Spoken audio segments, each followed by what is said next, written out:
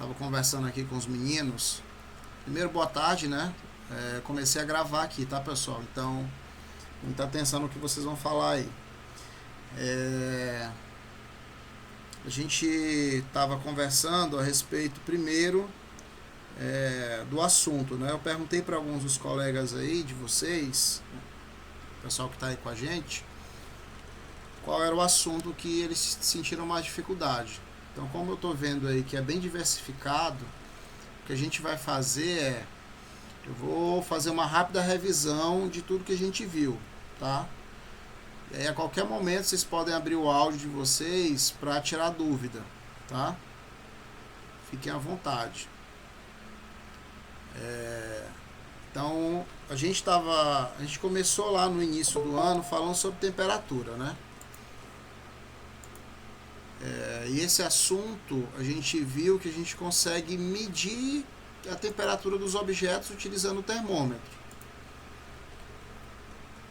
Então, eu sei quando um objeto está com a temperatura mais alta do que outro.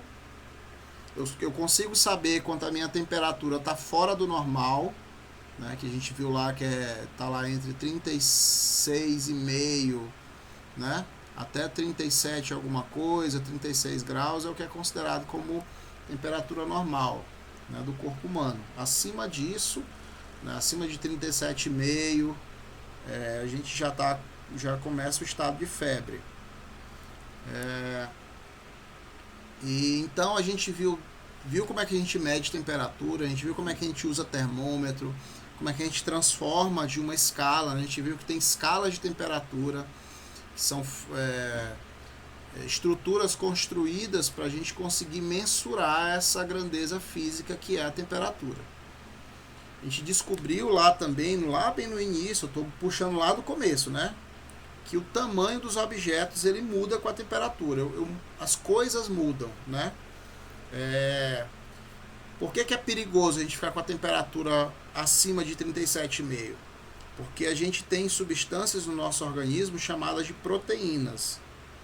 E essas proteínas, elas têm uma forma específica, tá? Então, cada proteína tem um formato. Eu vou fazer uns desenhos aqui para vocês no quadro. É um negócio bem simplista, tá?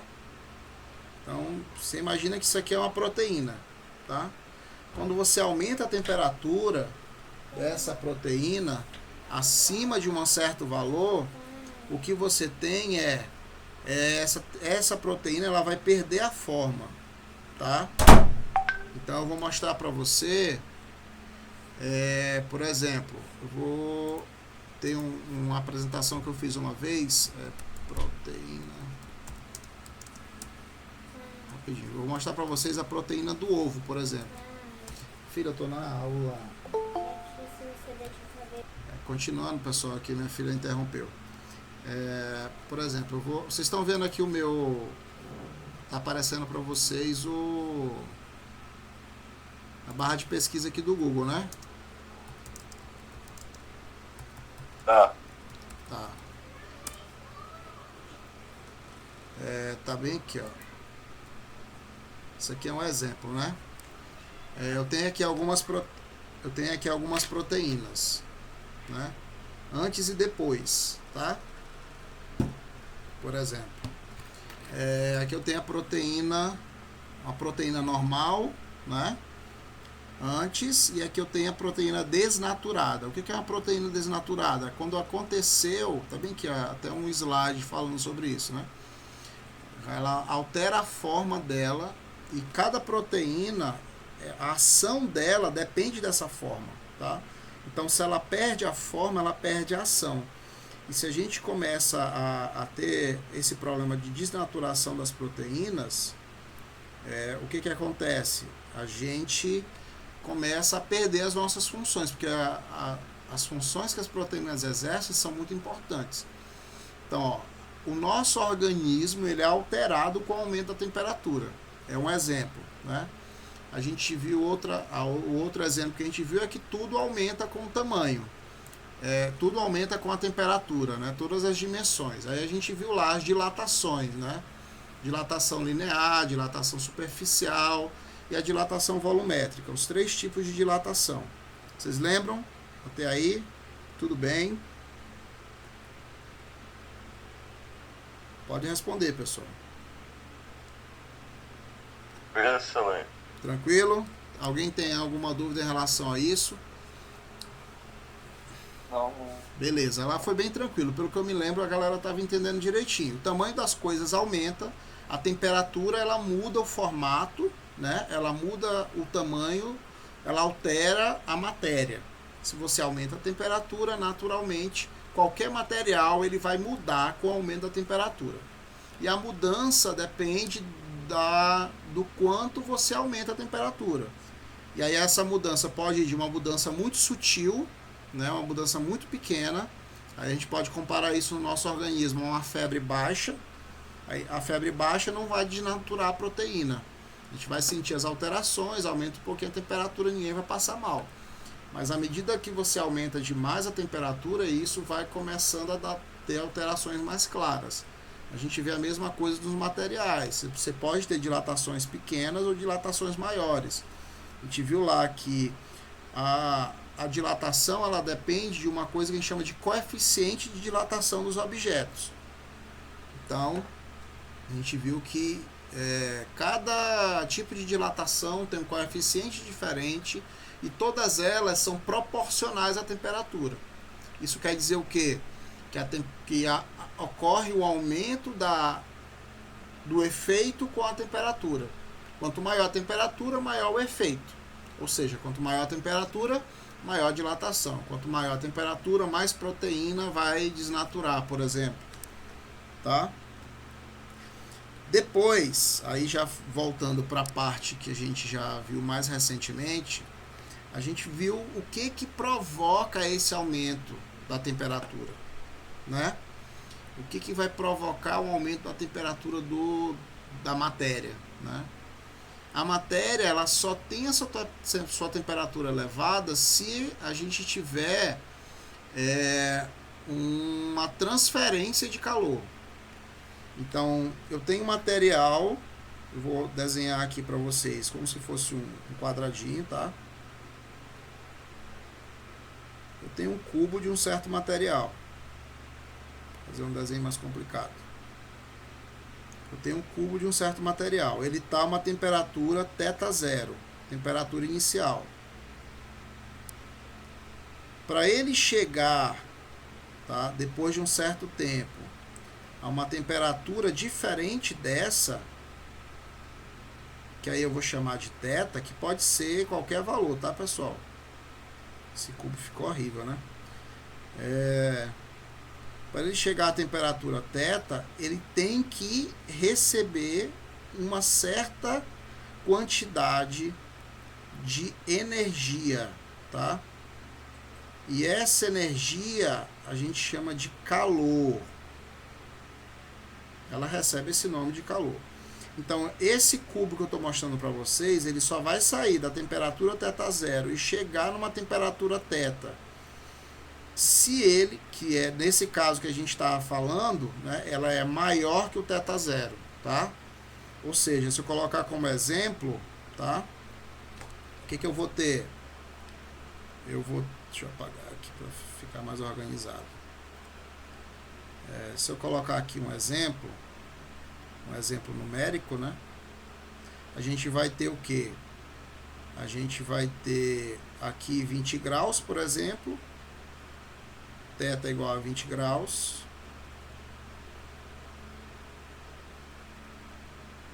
E aqui eu vou ter θ igual a 40 graus, por exemplo. Aqui é o nosso θ0.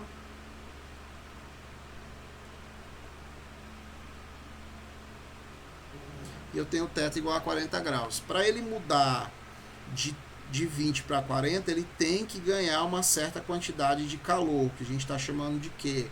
Alguns livros falam de ΔQ, tá? Então, esse Q que ele recebe, essa quantidade de calor, é uma forma de energia. A gente falou sobre isso. Tudo bem até aqui? Então, tudo bem até aqui? Perguntei, não esperei vocês responderem. Certo. Beleza. Então, para aumentar a temperatura de qualquer coisa, né, a gente tem que fornecer calor. Esse calor que tem a ver com aumento de temperatura, a gente chama ele de calor sensível. Né? Como é que a gente calcula esse calor? Aí serve para aumento ou redução, né? O processo inverso também é válido, né? Para ele mudar lá do 40, por exemplo, para uma temperatura menor, para fazer o caminho inverso, né? Também tem um calor envolvido, que aqui no calor de baixo, o calor que aumenta a temperatura, a gente diz que esse calor é positivo, ele é maior que zero.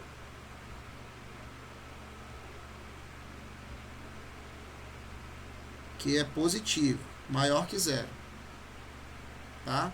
E o calor lá de cima, que é o calor que diminui a temperatura, a gente diz que ele é negativo. É só uma convenção, tá, pessoal? E quando aumenta a temperatura, a gente diz que ganha calor. Né? Aí é calor positivo. Quando a gente diz que diminui a temperatura, perdeu o calor. Né?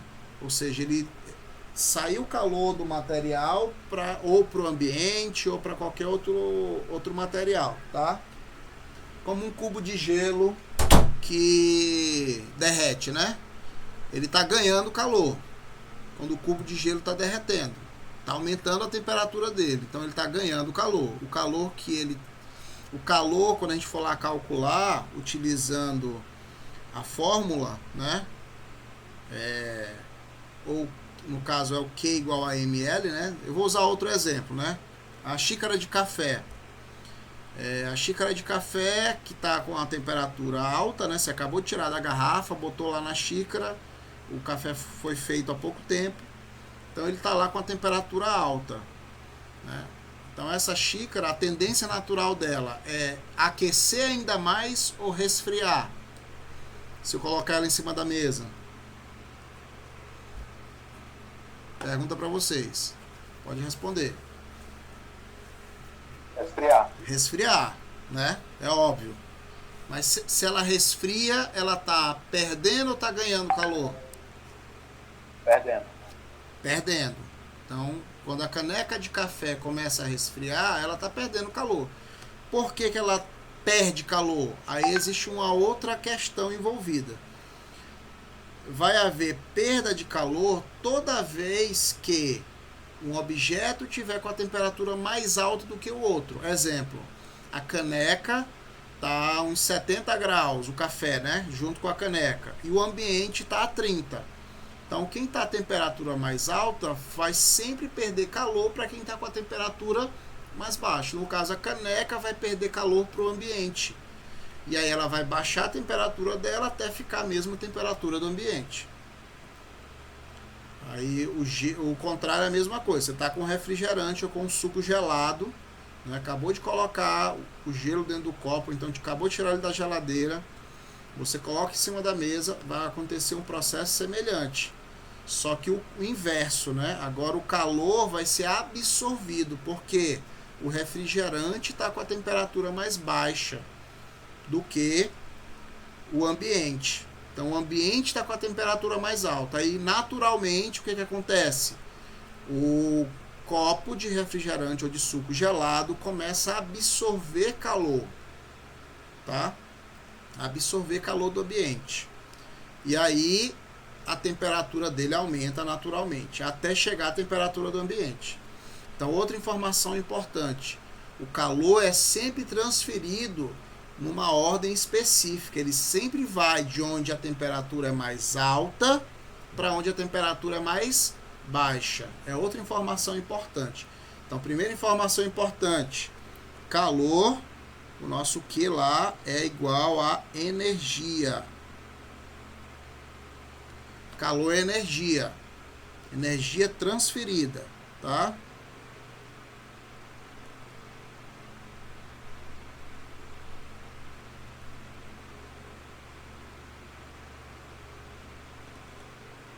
Energia transferida. Primeira informação importante, tá? E a segunda, o calor que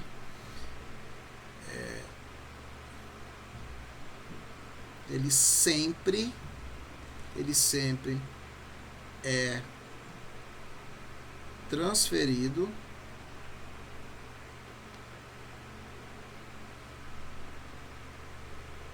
dos corpos com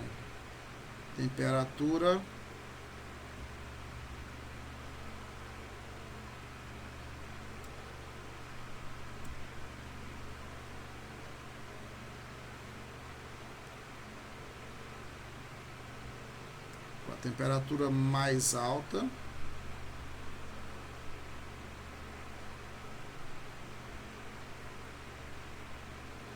para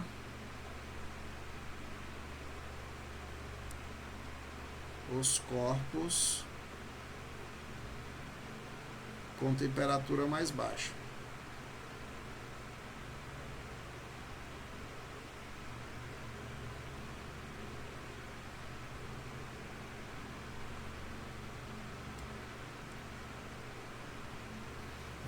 Segunda informação importante, tá? Então ele sempre é transferido nessa ordem, de quem tem a temperatura mais alta para quem tem a temperatura mais baixa. No caso do nosso cubo aí, que a gente está usando, né? Ele vai sempre ser transferido aumentando a temperatura quando o objeto está a temperatura mais baixa ou diminuindo a temperatura quando ele está a temperatura mais alta. No caso aí a troca aqui é com o ambiente. Perguntas até aqui?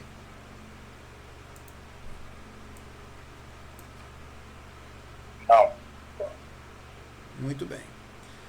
Então eu sei que para aumentar a temperatura de qualquer coisa eu preciso fornecer calor para ela, e para resfriar eu preciso retirar calor. Como é que eu calculo o calor então, né? A gente sabe que calor é energia. E eu tenho como calcular isso, né? A gente viu lá. Eu tenho duas fórmulas. Eu tenho dois tipos de calor quando eu tenho um processo, né? Termodinâmico, como esse que eu estou falando para vocês.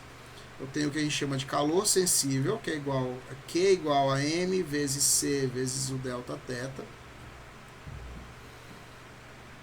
E tenho o calor quando a gente está falando de transição de fase. O exemplo do cubo de gelo, né, derretendo, que eu falei para vocês. Quando eu vou tentar calcular, isso aqui a gente chama de calor sensível, né, essa primeira. Calor sensível. Esse aqui aumenta a temperatura.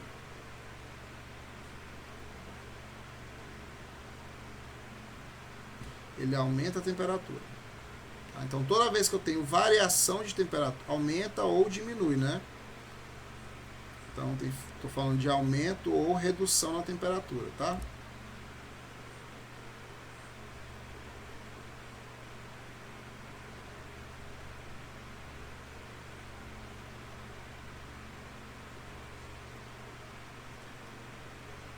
Aumenta ou diminui a temperatura.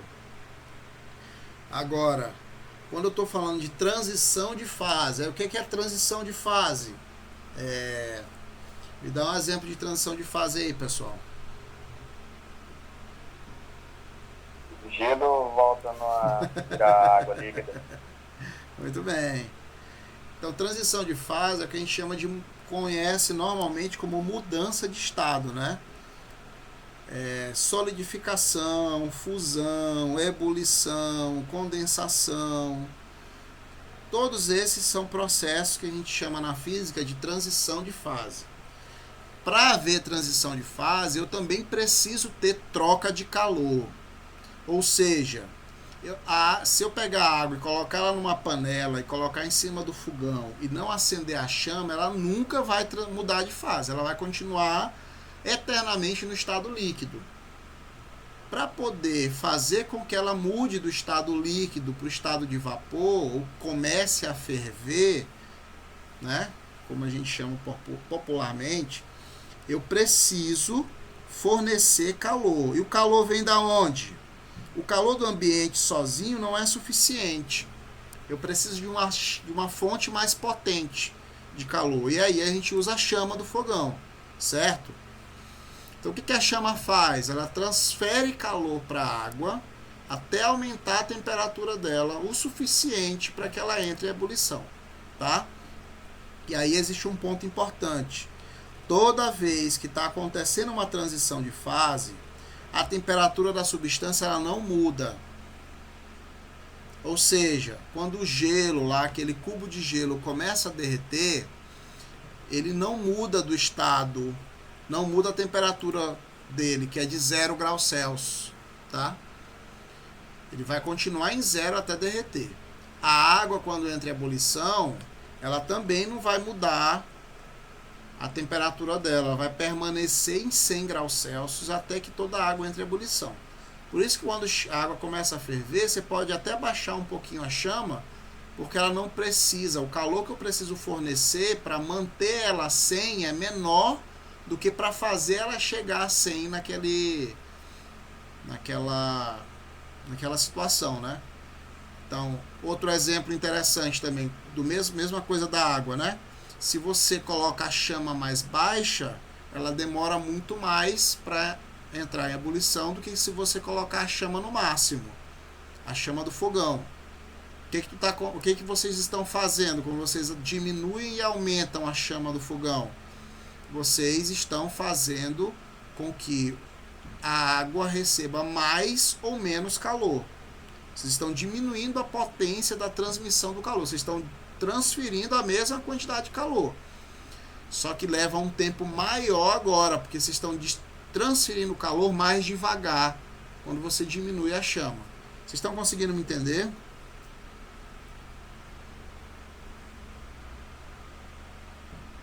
Tá ok aí, pessoal? Tem alguém aí ainda? Tô falando sozinho? Tá. Vou continuar. Pode continuar. Então, transição de fase. Como é que eu calculo o calor que eu preciso fornecer, tá? Para que uma substância mude de fase, né? Para quando começar a transição, ela continue e faça essa mudança de fase.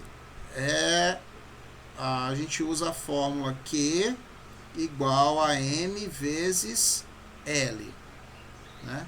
Aqui M é a massa, tá? L é uma constante que a gente vai já falar sobre ela. Aqui também M é massa na primeira fórmula, C é o calor específico e delta θ é a variação na temperatura. Alguma dúvida nessa fórmula aqui, no Q igual a MC da delta θ?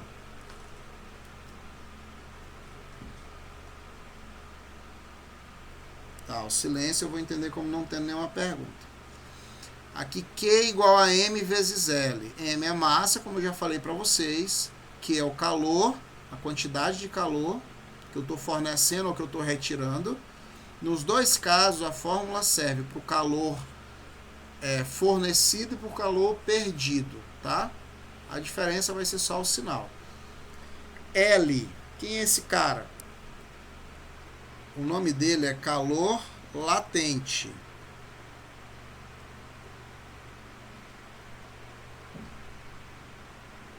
Calor latente.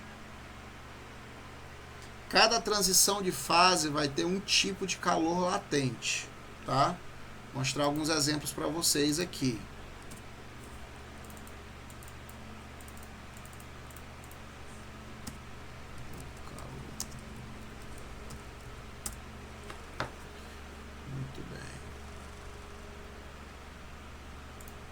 Aqui no site do Brasil Escola.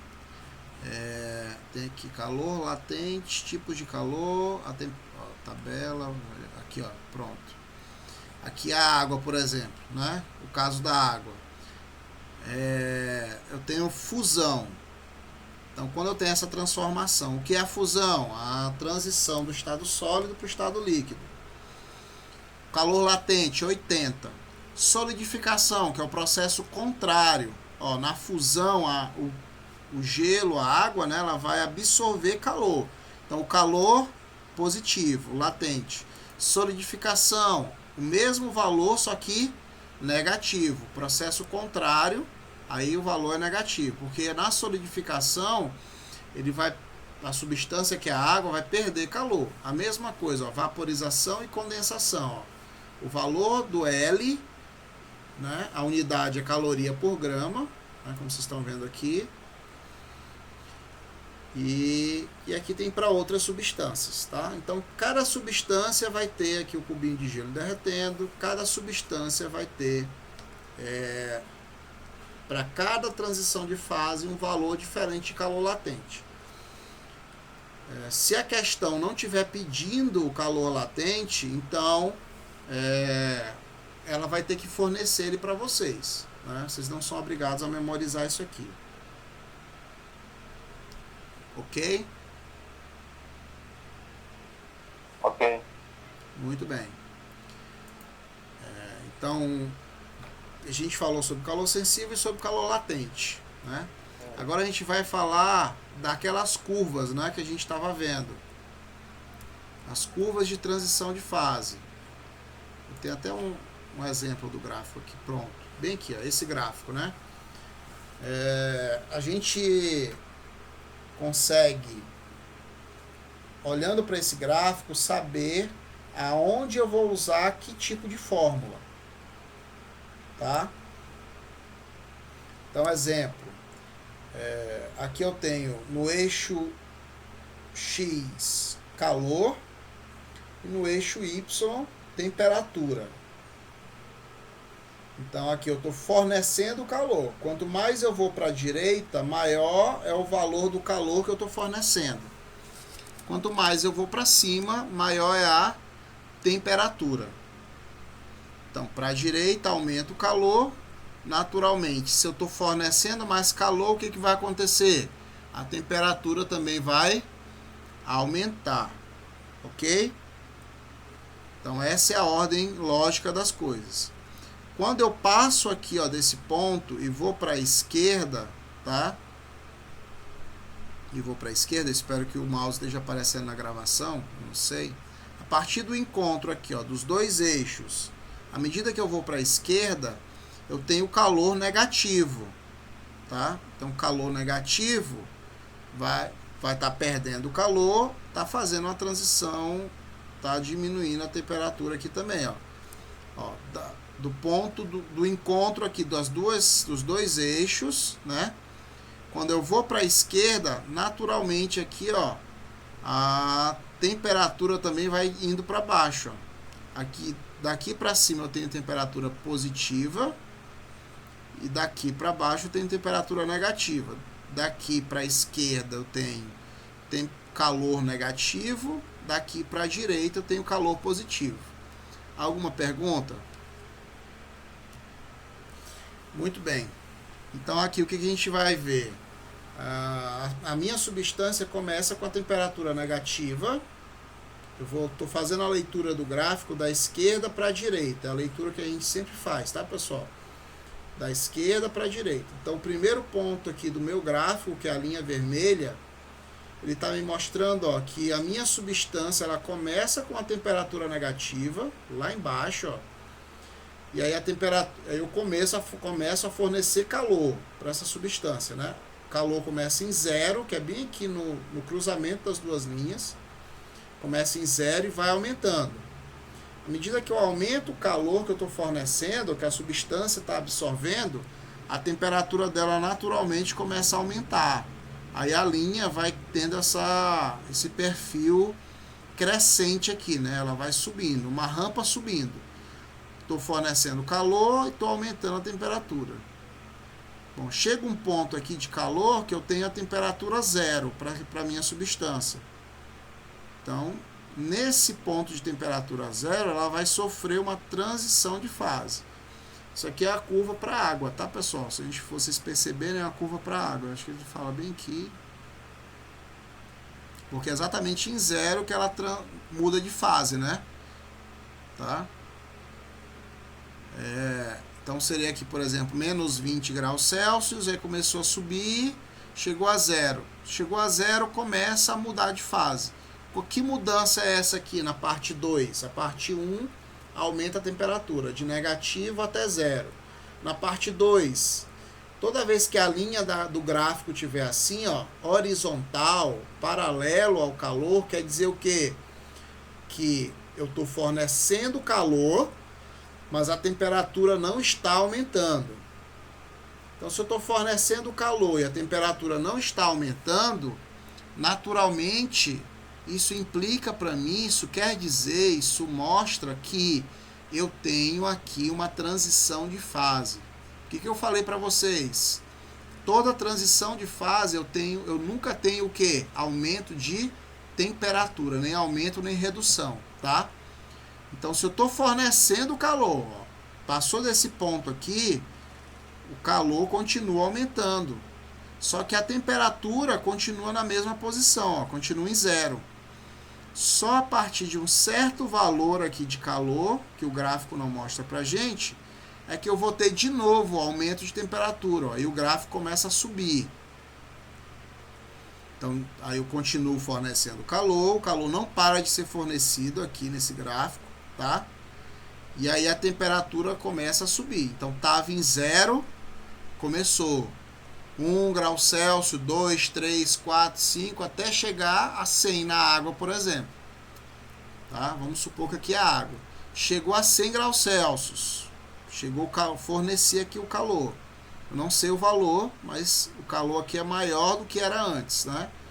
Porque eu estou indo para a direita, o calor está aumentando. O valor. A partir desse ponto, eu tenho novamente uma transição de fase. De novo, o que indica uma transição de fase? A linha do gráfico ela é paralela ao eixo do calor. Então, toda vez que a linha do gráfico é paralela ao eixo do calor, eu tenho transição de fase. Tá? E essa transição de fase aqui acontece a uma temperatura, por exemplo, para a água seria de 100 graus Celsius. Continuo fornecendo calor até que a substância termine a transição de fase. E aí o gráfico não continua mais. Então, nessa minha análise, ó, etapa 2 e etapa 4 são de transições de fase, então tem calor latente. Eu uso aquela nossa segunda fórmula, tá? A gente usa essa fórmula aqui, ó, para o 2 e para o 4, calor latente. Para as etapas 1 e 3, a gente usa a primeira fórmula, porque aqui, ó, não tem transição de fase, porque a temperatura está aumentando. A temperatura aumenta, não é transição de fase, então eu uso a outra fórmula para o calor, que é essa aqui, que é o MC delta θ, tá? E aí a fórmula que a gente vai ter, o formato, tudo que a gente vai encontrar depende do sistema que a gente está estudando e dos valores, evidentemente, tá? Então, de maneira geral, o que a gente tem é isso, tá?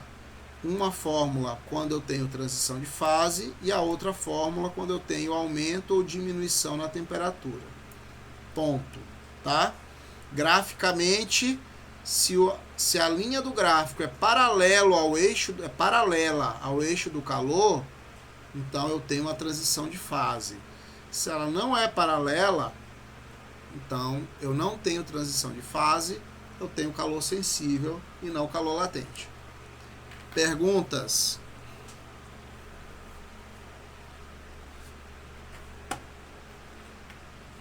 Zero de pergunta?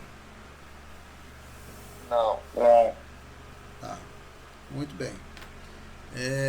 Para essa semana eu vou tentar planejar para a gente uma atividade que vai ser um pouco diferente, tá?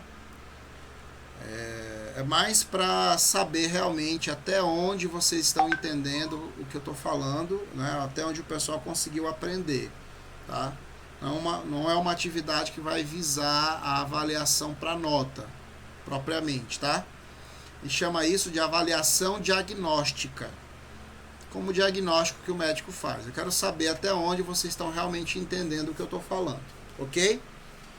Então eu devo enviar para vocês um outro formulário essa semana, para vocês responderem algumas questões. Algumas vocês vão escrever, outras vocês vão só marcar. Eu quero que vocês sejam o mais sincero possível, tá? Ou seja, eu não quero que vocês façam com consulta. Vocês vão lá abrir o formulário e vão responder as questões. As respostas vão ser bem basiquinhas, tudo teórico, se tiver que escrever alguma coisa, ou de marcar, tá? Eu vou tentar fazer tudo de marcar, que é para ficar mais fácil de vocês responderem. Eu quero saber até onde realmente vocês estão entendendo esse assunto, para que eu possa continuar com tranquilidade, certo? Ok. Beleza, então. Então, se vocês podem estudar como se vocês fossem fazer uma prova, não tem problema nenhum, tá? Vocês podem dar uma lida no material antes de responder. Aí, cada um, eu vou tentar fazer com que cada um de vocês tenha apenas um tempo específico para responder. A gente vai fazer como se fosse uma prova, tá? Mas o objetivo não é dar uma nota para vocês, mas é só para eu saber como vocês estão indo na disciplina. Aí, se vocês fizerem a consulta, vocês vão estar me enganando e se enganando. Porque eu vou estar achando que está tudo bem. Aí eu vou ver lá um monte de gente sabendo de tudo, né? Sendo que você fez tudo lá com o livro ou pesquisando na internet. Aí eu vou estar achando que está todo mundo bem. Aí depois, se vier dizer para mim, eu não estou entendendo nada desde o começo, eu vou dizer, bom, mas se eu for olhar lá na tua avaliação, estava tudo certo, tu estava mostrando que sabia de tudo, beleza? Me ajuda nesse aspecto aí. Então a nossa avaliação nessa semana vai ser só isso, diagnóstica, tá? A partir o nosso próximo encontro, que eu já vou deixar marcado aí, a galera já está sabendo agora que chegou atrasada. Nosso próximo encontro vai ser na terça-feira, dia 18, tá? Terça-feira, dia 18, às 10 horas da manhã, beleza? Acho que 10 horas tá bom, né? Tá ótimo. Beleza, então. Então, o nosso próximo encontro, dia 18, às 10 da manhã. O pessoal que chegou atrasado, a gente combinou aqui direitinho, né, para fazer um encontro por semana, pra gente ir trabalhando esses conteúdos. Quem não puder participar, aconselho a vocês, participem para poder tirar dúvida. Quem não puder, eu vou estar sempre gravando as aulas e vou estar colocando no YouTube para que vocês possam acessá-las depois. Se vocês quiserem também, quem já assistiu comigo agora, pode ver depois e tirar dúvida na hora que estiver estudando, né? Elas vão ficar lá disponíveis para vocês no meu canal, tá? Então é isso, galera. Tem alguma pergunta? Aqui não. Eu vou cancelar aqui o compartilhamento da tela para poder olhar para vocês. Beleza. Então temos aqui, infelizmente, só 5, né? Só 5 alunos. Vocês são da mesma turma? Tudo da segunda a 3. Segunda a 3, né? Tá. Eu vou só fazer um registro aqui, porque como a gente vai começar a fazer as aulas agora, eu vou parar aqui a gravação para a galera